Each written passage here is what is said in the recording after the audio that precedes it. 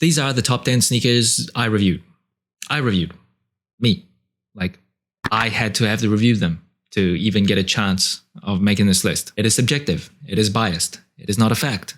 It is my opinion. So before you drop a comment and tell me how stupid I am for missing a bunch of shoes or the order that I have them, I am an idiot. I am stupid, but not because of this list, because it is just sneakers that I loved. And disclaimer, I will have to say, I am a kid of the 90s. My teenage years were the 2000s, so I have a very inherent bias towards like Nikes and Jordans. Those were just the shoes that I grew up really wanting, really loving, and I personally can't like switch off that bias. Obviously, New Balance is very popular for a lot of people right now, but growing up, I just didn't love New Balances. So as an adult, when I see them, some colorways are really nice, but I just don't have that same affinity towards the shape and like the silhouettes of New Balances. So keep that in mind. I'm stupid and dumb for many reasons, but not because of the sneakers that I just happen to like. Here we go. Now, first, I'm going to go through some honorable mentions that couldn't quite make the list because 2025 was absolutely bonkers crazy year. And a few of these I'm just going to rattle out. I'm going to go through like details. The Clot Adidas Superstar patchwork, I think the storytelling on those were very, very nice. I really liked how different they went. Obviously, the era where Nike and Jordan have ended. The Jordan 11 Gamma, when I reviewed it, I kind of talked about why I personally just have never really loved that colorway. Again, subjective. I know a lot of people love that shoe and colorway. The Jordan 12 Flu Games, I've never been a huge Jordan 12 lover, but I will say definitely my favorite like OG colorway of the 12s. I really like the Mellow colorway. That's not an OG, but the Flu Games definitely deserves an honorable mention. Foamposite Galaxy, gotta talk about real quick. Very historically significant. Just brought out all the hooligans when that first shoe dropped in 2012. And I think in a vacuum, I still like one or two Foamposites from this year a little bit better. And I feel like it's a bit more easy to wear than the Galaxies. Because when I look at those, I'm like, this is like a piece of art that I don't know how best to wear. And that's kind of my problem, but it's still my list. Yeah, that shoe, I love them. It's just a little bit too much, a little bit harder to wear for me. Some other ones, the Kobe 8 Pro Trail Water, I think my probably favorite Water colorway ever. Two Jordan 5s that didn't make the list that I probably would have put in any other year, but I didn't want to just stuff this list with all Jordan 5s because I have a bias for that shoe. But it's the Grapes and the Black Tongue Fire Reds. Love both of them, but if I included these two, this list would be kind of boring. It'd just be Jordan 5 overload, and I do think some other Jordan 5s beat them out for this year's list. Jordan 4 Black Cat, again, very nice shoe, but just like the Jordan 5s, if I included this as well, just too many Jordan 4s, I think. And one recent shoe that I just reviewed, I actually think was one of the best ones, not a Jordan or Nike. It is the New Balance Montage. I think the colorway on that shoe is just really well done. And then off the top of my head, there were some shoes that I just never reviewed. So like the Fragment Travis 1 Low that recently dropped, never got that in hand. The Action Bronson Untitled New Balance shoe, I actually think that was a really nice colorway, but again, never got that shoe in hand. There's probably a few other ones that are just insanely expensive that I couldn't get, that I just wouldn't consider, because how can I say it's my top 10 sneakers of the year when I never even saw it? I may have missed some, but I don't want to include too many. This video will just be too long. So here we go, top 10. And at number 10, it is the Jordan 1 Low OG Voodoo Alternate that dropped on October 29th for $165. Now, I might be in the minority here. I don't think anyone is putting this shoe in their top 10 sneakers of the year. The shoe apparently was just sitting at retail stores. You can probably get it way cheaper than retail. And a lot of people, because that seems to think that makes the shoe worse. I couldn't give less of a flying. When this shoe first was like announced and images first appeared, I was like, this is such a nice colorway. Such a nice colorway. I actually think this is better than the previous version of the Jordan 1 Low Zion PE, the Voodoo. This blue and black just really appeals to me. I will say materials are a bit of a letdown. The suede on the shoe just doesn't feel that nice. So that's one kind of drawback, but the way it's presented, the execution on the shoe itself, how sleek. I just love this blue and black combination with the rope-like laces and all the other options that they give you. Yeah, the materials aside, I love how the shoe was presented. And at number 9, it is the Jordan 8 Aqua that dropped on July 19th for $215. Now this year, we did see a few OG colorways of the Jordan 8 come back, and I just had a really hard time choosing which Jordan 8 would go on this list. So depending on my mood, my favorite Jordan 8 OG kind of switches. There were only 3 of them, so the playoffs came back a few years ago. The Aqua and the Bugs Bunny also dropped or returned this year. And I think as my final pick of my favorite OG colorway of Jordan 8s, it's probably going to be the Aqua. So it's going to edge out the Bugs Bunny. And main reason is because I am just a black sneaker lover. So this colorway just appeals to be a bit more, even though it does have this synthetic kind of nubuck layer that does mimic the Durabuck that was originally used on the OG versions of the Jordan 8 Aqua, which doesn't feel too nice to the touch. And they did bring back some of that glitter on the midsole that was missing on a previous retro. And in the 2015 version, I feel like they kind of overdid it with the glitter. This one looks a bit more like the original version of this colorway. I think this looks really good. That aqua teal kind of color is just such a unique color to put on sneakers. Just really pops. And Jordan 8, I've been saying for a while, for whatever reason, it's just really been growing on me the past few years. I think growing up, I didn't really love it, but because of the nostalgia and just how much of a 90s look that it gives off, I've been really getting into Jordan 8s lately. And at number 8, it is the Converse Shea 1. The colorway that I got was the Marcy Blue that dropped on October 2nd for $130. Now, I'm not really putting this colorway specifically in the top 10. I'm talking about the Shea 1 like as a whole. Kind of like the AE ones last year, where a very young, exciting, popular superstar in the NBA came out with their debut shoe. I think the Shea 1 kind of did the same thing for Shea Gilgeous-Alexander. Obviously of the Oklahoma City Thunder, defending champion, defending MVP. This Shea 1 shoe is just very sleek. I love how all the colorways have just been super simple, very monochromatic.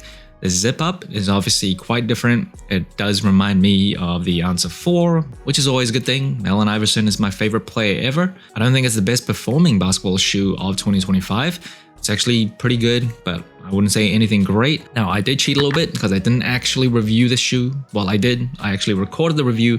Just never found time to edit it and put it out. And I feel like by the time I would have done that, the period would have passed for people looking to see reviews of this shoe. Just have been out for quite a while. So I never really actually dropped a review of the shoe, but I do have it, played in it with the intent of reviewing it. And I think the stir this shoe caused just really deserves a spot in the top 10. Again, not the best performing, but you do see how a lot of people can wear this shoe off court. And that's a very rare thing in today's basketball sneaker landscape because the technology and kind of the advancements in how basketball sneakers are made, it's kind of harder to cross over into a casual off-court shoe. So the fact that this shoe, I feel like it was able to do this, just is a pretty good accomplishment. And this Marcy Blue is probably my favorite colorway so far. I've always said, I just love that UNC blue or baby blue type of shade on sneakers and the monochromatic look of it.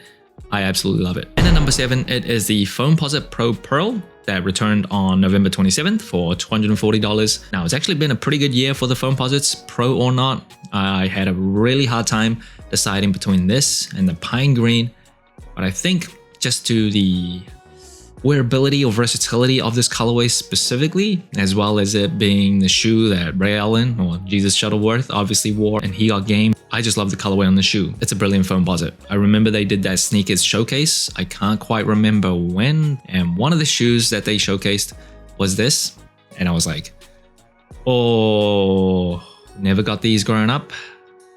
I get these as a washed up adult.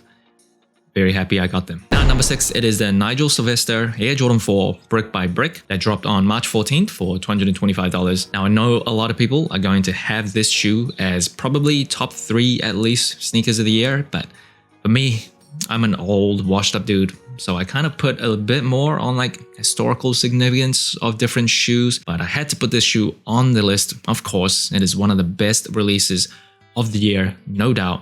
Just such a nice looking colorway. This kind of burnt orange is just so different, but I don't think it's to the point where it's unwearable. And what I loved about it, well, 2 things. Love the unboxing experience, the box that it came with, as well as just the materials on this shoe. Just really nice nubuck. For me, there's not many things that can beat like really, really nice leather or really, really nice nubuck. And this in hand just feels delicious. Nigel Sylvester did come out with a Jordan 1 Low as well that I didn't love as much. I just didn't love the intentional kind of scuff marks that was on that shoe. Would have preferred if it didn't actually have that, didn't have that piece of storytelling. But for me, this one, yeah, absolutely knocked it out of the park. For me, I think he is getting up there along with like Travis Scott as probably the most prolific or important Jordan Brand collaborator, because his past few releases with Jordan Brand have been very hard to deny. And at number 5, it is the Jordan 4 White Cement that returned on May 24th for $225. This is probably another hot take. Some people might actually have this shoe as their top sneaker of the year.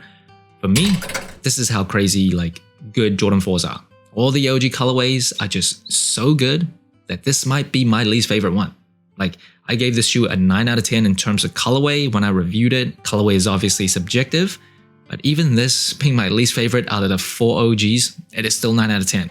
I think the military blues for me just edges it out a tiny little bit, but again, I'm probably in the minority there, but it is still top 5 sneakers for me in 2025, and for good reason. I think this is one of the best sneakers that's ever been made, one of the best sneakers that Michael Jordan has ever worn on feet. On the shoe that is perhaps the most popular Jordan shoe right now, or maybe ever. You get the Nike Air on the back, just so versatile, historically significant, doesn't really get much better than this. And the number 4, it is the Jordan 5 Tokyo that dropped on September 27th for $215. Now this shoe originally was one of those grails that a lot of people thought would never ever actually released to the general public, and it was one of those shoes that might have just been locked up away in like sneaker lore and the sneaker vault that general peasants like me wouldn't have a chance to get their hands on.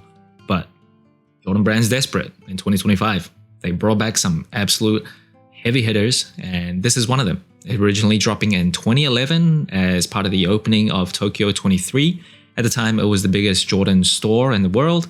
It has since been surpassed by World of Flight in the same district, Shibuya district in Japan. But this shoe originally was very, very limited. You could barely get your hands on them. And as a Jordan 5 lover, it is my favorite sneaker ever. To have these in hand is pretty surreal.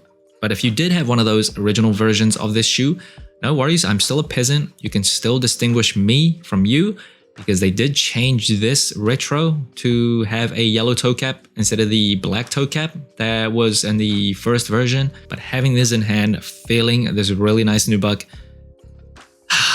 what a great year. And at number 3, it is the Jordan 4 Undefeated that dropped on August 28th on sneakers for $230. It did also drop on August 2nd on undefeated.com. But this shoe, again, just like the Tokyos, was like one of those grails that a lot of us growing up, like around my age, thought would never actually come back. And this shoe actually is very historically significant because it kind of kicked like sneakers into the modern era, because this was the first Jordan Brand collaboration. The landscape of sneakers might have looked different if this shoe actually never released, but it dropped. It became a grail. And they brought it back. Now, there were some rumors that they were going to have 2 like versions of this shoe, one with Nike Air, one with the Jumpman. The original version obviously had the Jumpman. They weren't actually allowed to put Nike Air on the back. And again, if you got an original version, you can still distinguish a peasant like me and yourself, because the retro of this shoe had Nike Air, but it still looks absolutely just delicious. The materials in hand, seeing these up close, that olive green, my favorite shade of green ever, one of my favorite colors. Oh, this is so good. Inspiration behind it is the 1950s MA-1 fighter pilot bomber jacket.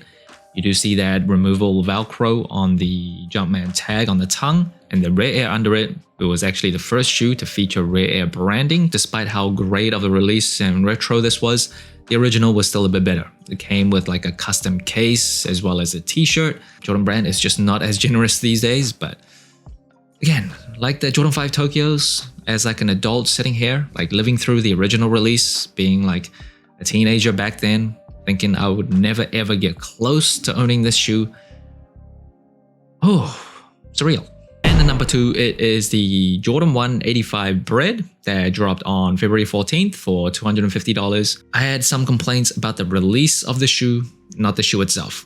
The release, I feel like, was super cringe, super corny. It was very, very limited, but they went to great lengths to kind of shoved down the marketing down our throats. So they had the whole thing where they would like fine Jordan brand employees because this was obviously the banned colorway. They had those banned like black markers, like tape over the pictures on Nike.com. And the whole thing just felt kind of cringe and corny to me, a little tone deaf, because the whole point of it was very, very limited. But then they create this campaign where they're like, they keep reminding people that they probably won't get this shoe in hand. They're also very expensive. So like, this felt kind of tone deaf, a little disconnected.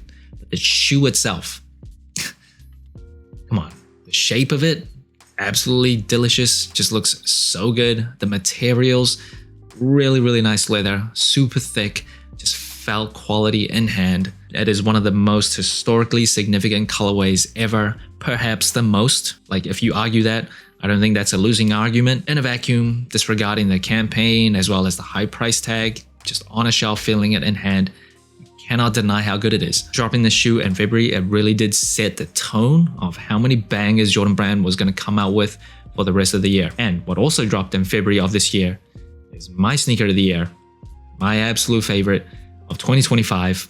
Honestly, it wasn't too close. As a Jordan 5 lover, it is the 35th year anniversary of the Jordan 5. It is the Jordan 5 Black Metallic Reimagined that dropped on February 8th for $210. This shoe is just, it's an easy win for me. So as a black sneaker lover, as a Jordan 5 lover, my favorite sneaker ever, how could I say no? How could I say no? Do I love that it's like a reimagined version?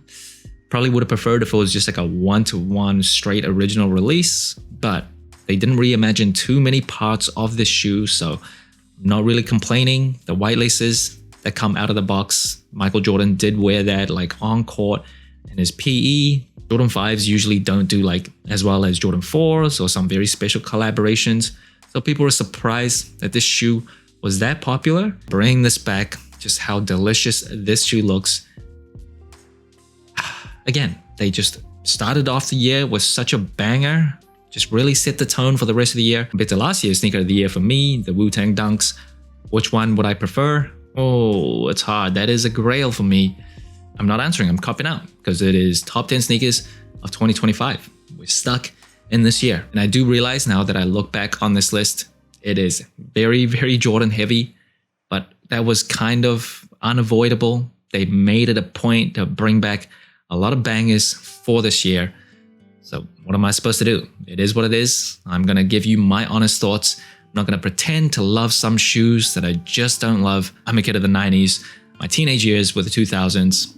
I have my biases. So that's it. Thanks for watching. Soul Inclined. Let me know what you think of my list. Let me know what shoes you thought deserved to be on this list that I missed. What was your sneaker of the year? Like, subscribe, comment, all the good stuff. And remember, tomorrow may never come, so wear your shoes